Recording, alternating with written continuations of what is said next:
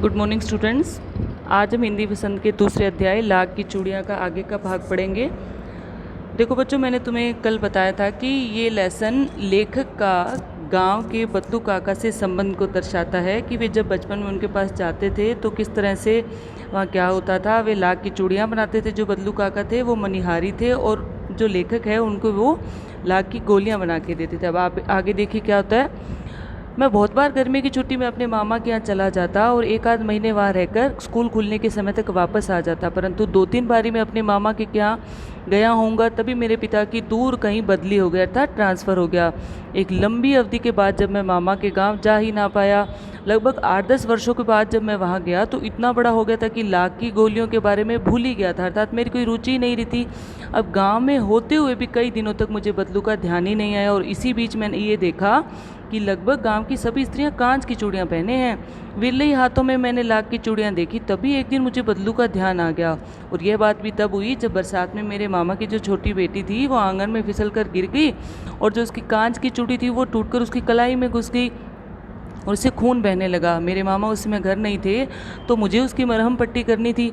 तभी मुझे बदलू का ध्यान आया और मैंने सोचा कि उनसे मिलने चलूँ। अतः शाम होते होते मैं उनके घर चला गया। बदलू वहीं चबूतरे पर नीम के नीचे खाट पर लेटे थे। नमस्ते बदलू काका, मैंने कहा। तो नमस्ते भैया, उन्होंने मेरी नमस्ते का उत्तर तो दिया और खाट पर बैठ के, परंतु उन्होंने मुझे पहचाना नहीं। मैं हूँ जनार्दन काका, आपके पास से गोलियाँ बनवा कर ले जाता था ना। मैंने अपना परिचय दिया। बदलू फिर भी चुप रहा। अंततः स्मृति पटल पर अतीत के चित्र उभार रहे हो। वह एकदम बोल, अरे अरे लल्ला, तुम आओ बैठो, बहुत दिनों बाद गाँव आए। हाँ, इधर आ ही नहीं पाया, मैंने चारपाई से बैठते हुए कहा।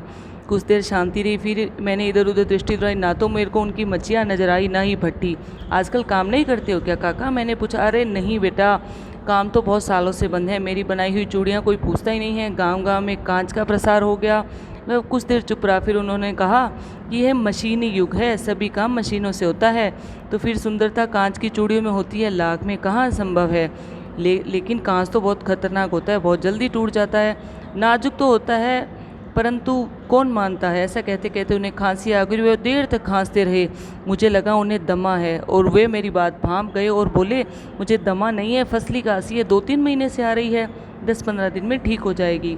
मैं चुप रहा। मुझे लगा कि अंदर कोई बड़ी व्यथा छिपी है। मैं देर तक सोचता रहा कि इस मशीनी युग ने कितने लोगों के हाथ काट दिए हैं। फिर मुझे वो शांति अच्छी नहीं लगी। अब मैंने पूछा कि आम की फसल कैसी है काका। मैंने बात का विषय बदल दिया। अच्छी है लल्ला, बहुत अच्छी है। और यह कहते उन्होंने अपनी बेटी को आवाज़ दी, अरे रज्जो, लल्ला के लिए आम तो ला। फिर मेरी ओर देखकर बोले, माफ़ करना बेटा, मैं तुम्हें आम खिलाना भूल गया। नहीं नहीं काका, आम तो इस साल बहुत खाए हैं। वाह वाह, बिना आम खिलाए तुम्हें कैसे जाने दूँ। मैं चुप हो गया। मुझे वो दिन याद आए जब वह मेरे लिए मलाई बचा कर रखते थे। गाय तो अच्छी है ना काका, मैंने पूछा। गाय कहाँ है लल्ला, 2 साल हुए बेच दी, कहाँ से खिलाता। इतने में रज्जो उनके लिए डलिया में ढेर सारे आम लेके आई। तब मैंने कहा, नहीं काका, मैं इतने आम नहीं खा पाऊँगा।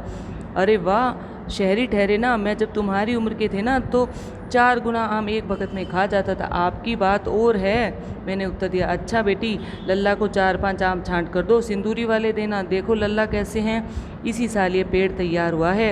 रज्जो ने 4-5 आम अंजलि में भरकर मेरी ओर बढ़ा दिए। आम लेने के लिए मैंने हाथ बढ़ाया तो मेरी निगाह एक क्षण के लिए उसके हाथों पर ठिठक गई। गोरी गोरी कलाइयों पर लाख की चूड़ियों बहुत ही फब रही थी। बदलू ने मेरी दृष्टि देखी और बोला, ये आखिरी जोड़ा बनाया था जमींदार साहब की बेटी के विवाह पर। 10 आने पैसे मुझको दे रहे थे इन चूड़ियों के, तो मैंने जोड़ा नहीं दिया। मैंने कहा शहर से ले आओ।